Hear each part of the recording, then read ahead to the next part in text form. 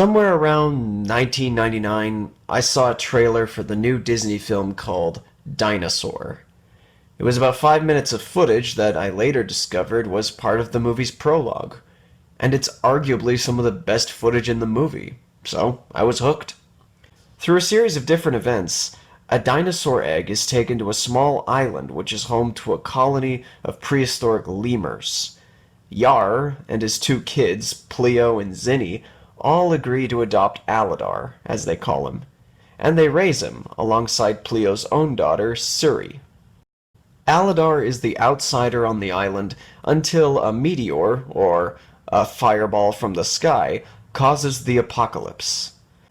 Aladar and his family barely survive, and eventually they join up with a herd of survivors trying to go back to their nesting grounds. It's kind of like if Land Before Time was directed by someone who was obsessed with David Lean movies. In all honesty, this is a really mixed bag of a film.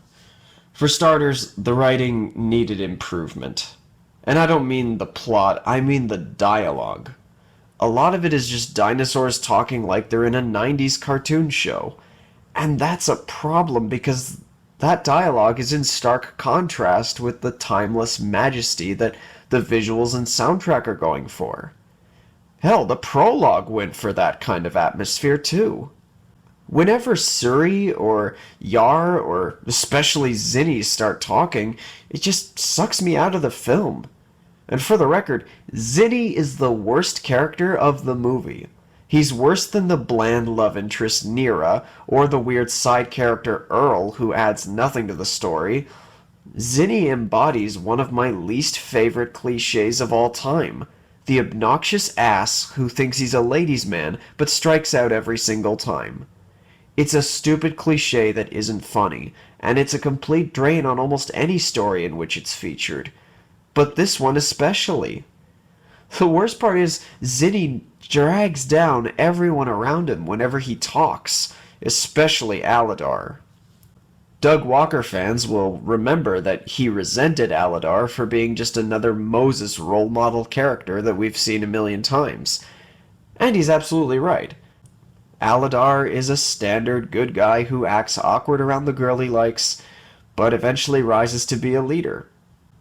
But aside from the bad comedy and the bland romance and the cliched story structure, I kind of liked Aladar's transition in the movie. He starts off in an environment where he's at a permanent disadvantage and he will never live a normal life there. But then, when the fireball hits, he is able to save his immediate family. Once on the mainland, he finds himself among dinosaurs for the first time in his life. And so naturally, he joins the misfits at the back. It's pure instinct at that point.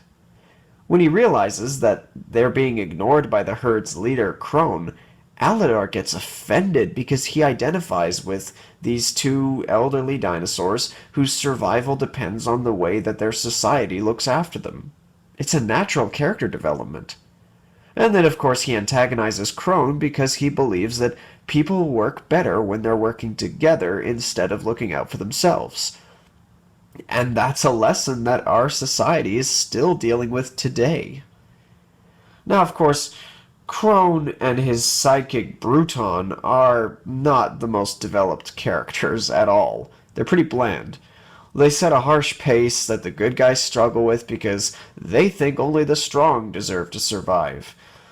If the movie was a bit more nuanced, we could have had a more interesting conflict, but ultimately the message is at least delivered. The scene where the herd is faced with a Carnotaur head-on is, well, it's cliched, but it's an example of the cliche being done right. It sent shivers down my neck as a kid, and it still does when I watch it now. A lot of that is due to the music and the visuals, both of which lead to incredible cinematic moments. The movie's prologue is great. The fireball scene is great. Aladar discovering raptors and then the herd is great. The desert sequence is great. The scenes with the Carnotaurs are mostly great. And they're all scenes that depend on the soundtrack and the cinematography rather than the dialogue. And to be fair, not all the dialogue is bad. I really did like Ema and Baleen, the two elderly dinosaurs who are always in danger of being left behind. Baleen, in particular, has a character arc similar to Aladar's, in the sense that her massive size is often a handicap or a hindrance while they're crossing the desert. But then, when all hope seems lost, and even Aladar is giving up, Baleen saves the day through not just her size, but her refusal to lie down and die. It's one of the best moments in the film, and one of the few times when the dialogue was spot on. All in all, Dinosaur holds up. Maybe a little more so for me because I watched it as a kid and there's a lot of nostalgia involved, but it still holds up. A lot of effort clearly went into it based on how it looks, sounds, and feels. Sadly, whoever wrote the script should have treated the story more seriously so that it fit in with the rest of the movie.